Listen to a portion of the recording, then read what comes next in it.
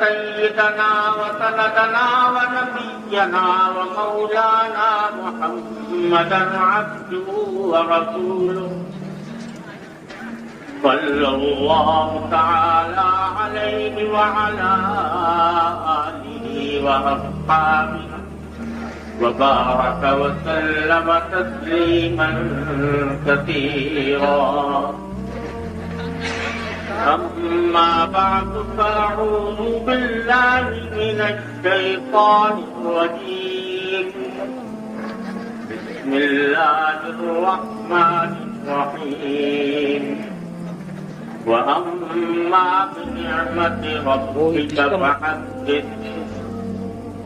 آمنت بالله صدق الله مولانا العظيم وصدق رسوله النبي الكريم ونحن على ذلك من الشاهدين والشاكرين والحمد لله رب العالمين.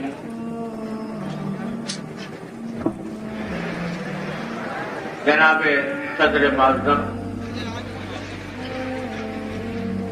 میرے بہت ہی محترم بھائی عالی جناب حسین صدیقی صاحب، حضرات علماء کرام، میرے طالب علم ساتھیوں اور معزز حاضرین، السلام علیکم ورحمۃ اللہ وبرکاتہ.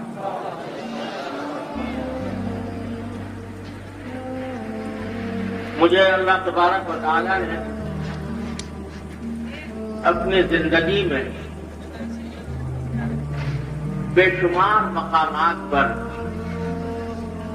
خطاب کرنے کا موقع عطا فرمایا ہے. ملک میں بھی بیرون ملک بھی، اپنی زبان میں بھی اور دوسری زبانوں میں بھی. لیکن مجھے یاد نہیں کہ کبھی کوئی خطاب مجھے اتنا مشکل معلوم ہوا ہو جتنا آج معلوم ہوا. اور وجہ اس کی یہ ہے کہ دل جن ملے جلے جذبات سے معمور ہے ان کو الفاظ کا جامہ پہنانا اور ان کے لیے مناسب تعبیر تلاش کرنا مجھے انتہائی دشوار معلوم ہوا ہے. آپ حضرات نے جس محبت کے ساتھ، جس خلوص کے ساتھ مجھ ناکارہ کی عزت افزائی فرمائی اور جس محبت کا معاملہ فرمایا، میرے پاس اس کا شکریہ ادا کرنے کے لیے موزوں الفاظ موجود نہیں. آج کا یہ اجتماع میرے ذہن میں یہ تھا کہ یہ ایک اپنے بچھڑے ہوئے ہم وطنوں، دوستوں، بزرگوں اور ساتھیوں سے ملنے کا اجتماع ہوگا. اور میں جناب عالی جناب حسین صدیقی صاحب کا تہہ دل سے شکر گزار ہوں کہ انہوں نے محض اپنی شفقت اور محبت سے اس عظیم اجتماع کا اہتمام فرمایا. مقصود اس اجتماع کا محض ملاقات، میرے ذہن میں یہ تھا کہ محض ملاقات ہو اور ایک دوسرے کو سے تعارف ہو، لیکن ماشاءاللہ یہ حد نگاہ تک پھیلے ہوئے سر ان کا مجھے پہلے سے اندازہ نہیں تھا. اور نہ یہ کہ مجھے کسی طویل خطاب کی نوبت آئی تھی. لہذا اس موقع پر میں اپنی عاجزی کا اعتراف کرتے ہوئے چند تاثرات آپ حضرات کی خدمت میں پیش کرنا چاہتا ہوں. اللہ تبارک و تعالیٰ اپنے فضل و کرم سے انہیں صحیح طور پر بیان کرنے کی توفیق عطا فرمائے. پہلی بات، جیسا میں نے عرض کیا کہ دل ملے جلے جذبات سے معمول، یہ خاک دیوبند جس پر اللہ تبارک و تعالیٰ نے آج مجھے 20-22 سال کے بعد پہنچنے کی توفیق عطا فرمائی، یہ وہ خاک ہے جس سے خود میرے وجود کا خمیر اٹھا ہے. اور اللہ تبارک و تعالیٰ نے مجھے اس دیوبند کا باشندہ اور اس دیوبند کا فرزند ہونے کا شرف بخشا. وَأَوَّلُ أَرْضٍ مَسَّ جِلْدِي تُرَابُهَا بِلَادٌ بِهَا حَلَّتْ شَبَابُ تَمِيمَتِي وَأَوَّلُ جِلْدٍ مَسَّ أَوَّلُ أَرْضٍ مَسَّ جِلْدِي تُرَابُهَا. تو میں یہ تو نہیں کہہ سکتا کہ بِلَادٌ بِهَا حَلَّتْ شَبَابُ تَمِيمَتِي، اس واسطے کہ میں شباب کے عہد تک پہنچنے سے پہلے ہی یہاں سے رخصت ہو گیا اور بچپن ہی میں نے اس خاک کو خیرباد کہا تھا. لیکن آج 60 سال سے زیادہ مدت گزرنے کے بعد بھی اس خاک کی محبت، اس خاک کا عشق دل و دماغ سے کبھی محو نہیں ہوتا. اور یہ عشق و محبت جو اللہ تبارک و تعالیٰ نے اس خاک دیوبند سے عطا فرمایا، اس کی وجہ صرف یہ نہیں کہ میں یہاں پیدا ہوا، میرے خون کے رشتے یہاں پر موجود ہیں اور میرے اکابر کی ہڈیاں یہاں دفن ہیں. بلکہ اس کی ایک بہت بڑی وجہ یہ ہے کہ اللہ تبارک و تعالیٰ نے مجھے اس شہر کی نسبت سے مشرف فرمایا ہے کہ جس شہر میں صرف ہندوستان میں نہیں، بر صغیر میں نہیں، پوری دنیا میں علم اور دین کا نور پھیلا ہے.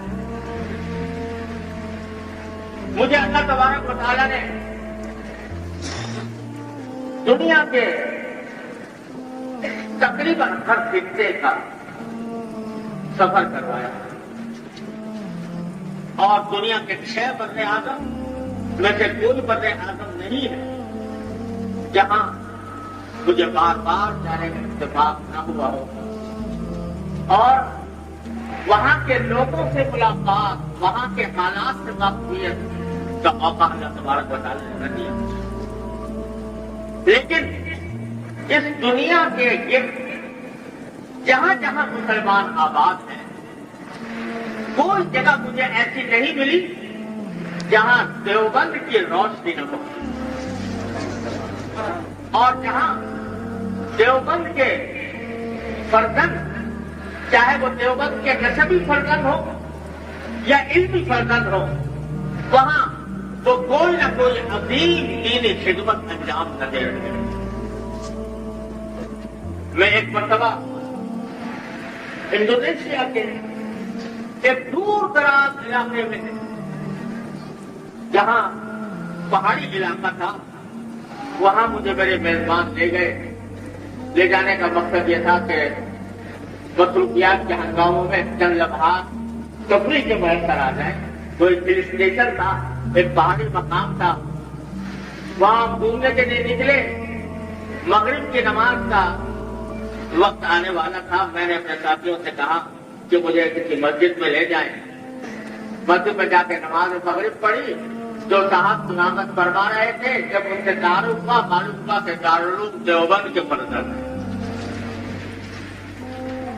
ایشیا ہو، افریقہ ہو، امریکہ ہو، یورپ ہو، لاطینی امریکہ ہو، آسٹریلیا ہو، نیوزی لینڈ ہو، کوئی دنیا کا خطہ ایسا نہیں ہے جہاں دارالعلوم دیوبند کے سرگردان یا براہ راست اس سے فیض حاصل کرنے والے یا بالواسطہ اس کے شاگرد وہاں کوئی نہ کوئی عظیم دینی خدمت انجام نہ دے رہے.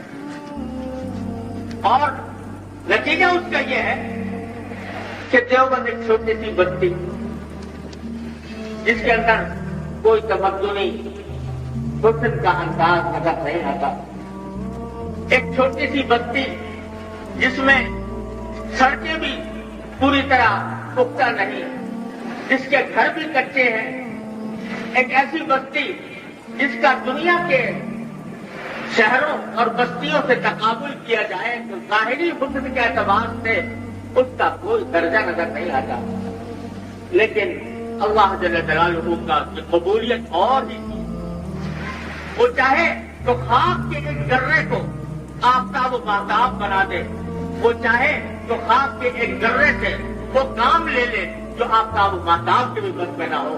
اللہ تبارک و تعالیٰ نے دیوبند کی خاک کو ایسا ہی مقدس اور ایسا ہی ایمان افروز بنایا ہے کہ جہاں جہاں اس کا نور پہنچا ہے، جہاں جہاں اس کی روشنی پھیلی ہے، وہاں کے لوگ دیوبند سے واقف ہیں. ہم عرب ممالک میں جاتے ہیں، عرب علماء سے ملتے ہیں، وہ ان سے اگر پوچھو ہندوستان کے کسی شہر کا، بڑے شہر کا نام، تو شاید سوائے دہلی اور ممبئی کے اور کسی شہر کا وہ نام نہ لے سکیں. لیکن اگر ان مشہور شہروں کے بعد کسی شہر کو وہ جانتے ہیں تو وہ دیوبند کا شہر ہے. وہ اس لیے کہ اللہ تبارک و تعالیٰ نے یہاں سے دین کا نور پھیلایا. تو میرے بھائیوں، میں اللہ تبارک و تعالیٰ کا شکر ادا کرتا ہوں، اور اس کے شکر ادا کرنے کا حق تو ادا ہو ہی نہیں سکتا کہ اس نے اللہ اپنے فضل و کرم سے مجھے نسبی اعتبار سے بھی، وطنی اعتبار سے بھی اس خاک سے نسبت عطا فرمائی. اور الحمدللہ اللہ تعالیٰ کے فضل و کرم سے انہی بزرگوں کے جوتے اٹھانے کی بھی اللہ تبارک و تعالیٰ نے توفیق دی، جن کا نور دنیا میں پھیلا. میں اس موقع پر جو آپ حضرات کو کیا پیغام دوں، لیکن دل چاہتا ہے کہ ایک مختصر کا پیغام آپ حضرات کی خدمت میں اس موقع پر پیش کروں. وہ یہ کہ دیوبند کی یہ شہرت، اس کی یہ نیک نامی، اس کا یہ تقدس جو دنیا کی آخری حدود تک پھیلا ہوا ہے، اس کا بنیادی سبب کیا ہے؟ میں سوچتا ہوں کہ کیا اس کا بنیادی سبب یہ ہے کہ اس دیوبند نے دارالعلوم دیوبند میں علوم اور علم و تحقیق کے ذریعہ بڑھائے ہیں. اگر یہ بات ہو تو میرے پاس دوسرا سوال یہ پیدا ہوتا ہے کہ ایسے تو اور بھی بہت سی دستگاہیں ہیں جس میں اس خالص علمی اور تحقیقی نوعیت کے کام ہوتے رہے. کیا اس دارالعلوم دیوبند کی شہرت اور ناموری اور اس کے نور کی وسعت کا سبب یہ ہے کہ اس دارالعلوم کے اندر کتب خانہ بڑا عظیم ہے، درسگاہیں بڑی شاندار ہیں، طلبا بڑی کثرت سے یہاں پر پڑھتے ہیں. تو میں یہ سمجھتا ہوں کہ یہ سبب بھی نمایاں نظر نہیں آتا، کیونکہ ایسی اور بہت سی درسگاہیں ہیں جس میں طلبا کی تعداد بھی زیادہ ہے، جس میں درسگاہیں بھی اچھی بنی ہوئی ہیں، جس میں اساتذہ بھی بڑے قابل پڑھانے والے ہیں. لیکن جس چیز نے دیوبند کو دیوبند بنا، جس چیز نے دیوبند کو عالمی قیادت کا مقام عطا فرمایا، وہ میں اپنے والد ماجد قدس اللہ تعالیٰ شکرہ حضرت والد ماجد حضرت مولانا مفتی محمد شفیع صاحب رحمۃ اللہ علیہ، اللہ تعالیٰ ان کے درجات بلند فرمائے.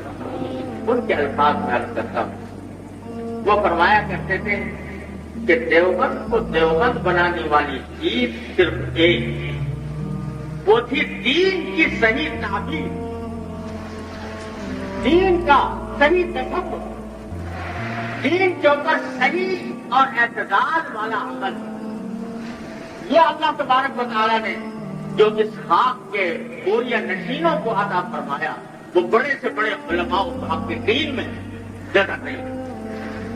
میرے والد ماجد رحمۃ اللہ علیہ فرمایا کرتے تھے کہ میں نے عرب ممالک میں بڑے بڑے محقق علماء بھی دیکھے, تحقیق و تدقیق کے شناور بھی دیکھے, فصاحت و بلاغت کے شہسوار بھی دیکھے, لیکن وہ البیلا رنگ جو میں نے اپنے دیوبند کے اکابر کے اندر پایا وہ ساری دنیا میں کہیں اور نظر نہیں. اور پھر یہ شعر پڑھا کرتے تھے کہ تولائے فرقان ای پاک ہوں, تولائے فرقان ای پاک ہوں, برنگے سب خاطر شام و روح. وہ فرماتے تھے کہ میں نے اپنے اکابر کو جس طرح پایا دین کی اور سنت کی جو تعبیر انہوں نے اپنے قول ہی سے نہیں اپنے عمل سے, اپنے طرز عمل سے, اپنی زندگی کی اداؤں سے دنیا کے سامنے پیش کی ہے, وہ نظیر ہمیں کہیں دنیا میں اور نظر نہیں آئی. اللہ تبارک و تعالیٰ نے ما انا علیہ واصحابی کی مجسم تفسیر میرے ان اکابر کو بنایا تھا. اور کبھی کبھی یہ بھی فرماتے تھے کہ اولئک آبائی فجینی بمثلہم اذا جمعتنا یا جریر المجامع. مجھے اللہ اپنے اکابر جن اکابر کی دیکھنے کا شرف حاصل ہوا ہے ان کی نظیر میں نے دیکھی. کیا بات تھی کہ دین کی صحیح تعبیر, سنت کا صحیح مقام اور سنت کی عملی تصویر ان کی زندگی کے اندر ایسی بدلی ہوئی. اور اس کو مثالیں میں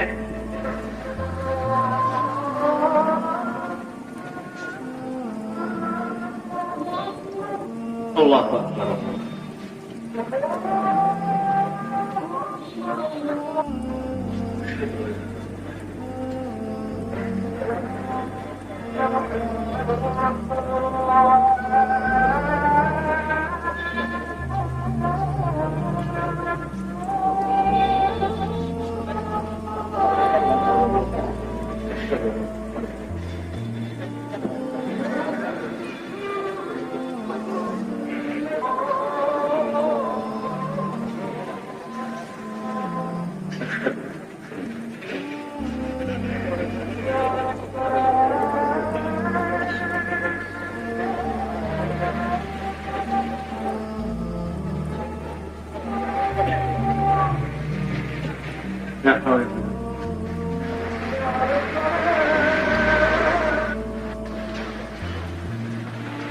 یہ کر رہا تھا کہ میرے والد ماجد صلی اللہ تعالیٰ عنہ جو فرمایا کرتے تھے کہ میں نے بچپن کا زمانہ دیوبند کے اندر گزارا, اور کبھی اگر دیوبند سے چند دنوں کے لیے بھی باہر جانا پڑتا تھا تو مجھے صاف. وہ فرماتے ہیں کہ دیوبند کی بنیادی خصوصیت در حقیقت وہ بزرگ تھے, وہ لوگ تھے جو ما انا علیہ واصحابی کی صحیح تفسیر اور دین کا جو معتدل مزاج ہے, دین کی جو معتدل تعبیر ہے, وہ اگر ہم نے کہیں دیکھی تو دیوبند کے اکابر میں. آپ سب حضرات جانتے ہیں کہ دین کے 5 شعبے ہیں, عقائد, عبادات, معاملات, معاشرت, اخلاق. یہ 5 شعبے مل کر دین بنتے ہیں. تو میرے والد ماجد صلی اللہ تعالیٰ سے لوگ فرمایا کرتے تھے کہ عقائد سے لے کر اخلاق 5 شعبوں میں ہمارے اکابر نے جو ایک معتدل مزاج اپنی تحریر و تقریر سے بھی اور اپنے عملی زندگی سے بھی پیش کیا, وہ ہے ترقی کا جس کا نام دیوبند. عقائد میں دیکھو تو اللہ تبارک و تعالیٰ عقائد میں اعتدال. حضرت حجب الاسلام مولانا قاری محمد سعید صاحب رحمۃ اللہ علیہ کی 2 کتابیں اس موضوع پر موجود ہیں, اور اس میں ایک کے اوپر مجھے بھی کچھ تحریر لکھنے کا اتفاق ہوا ہے جس میں میں نے یہ عرض کیا تھا کہ مسلک دیوبند کو واضح کرنے کے لیے در حقیقت کسی الگ کتاب کی ضرورت نہیں، کیونکہ یہ کوئی فرقہ نہیں ہے جو جمہور امت سے ہٹ کر پیدا کر دیا گیا ہو۔ آپ عقائد کی کوئی بھی اہل سنت کی کتاب اٹھا کر دیکھ لو، وہ مسلک علماء دیوبند اور صحیح احادیث قرآن و حدیث سے جو صحیح عقائد ثابت ہیں وہ اٹھا کر دیکھ لو، وہ مسلک علماء دیوبند۔ تو عقائد میں بھی اعتدال، عبادات میں بھی اعتدال اور معاملات میں بھی اعتدال، معاشرت میں بھی اعتدال، اخلاق میں بھی اعتدال، دین کی یہ صحیح تصویر ہے کہ قابل نے پیش کی ہے دنیا کے سامنے۔ اور سب کچھ وہ ایک جملہ مجھے والد ماجد مسئلہ کانوں میں گونجتا رہتا ہے، فرمایا کرتے تھے کہ وہ سب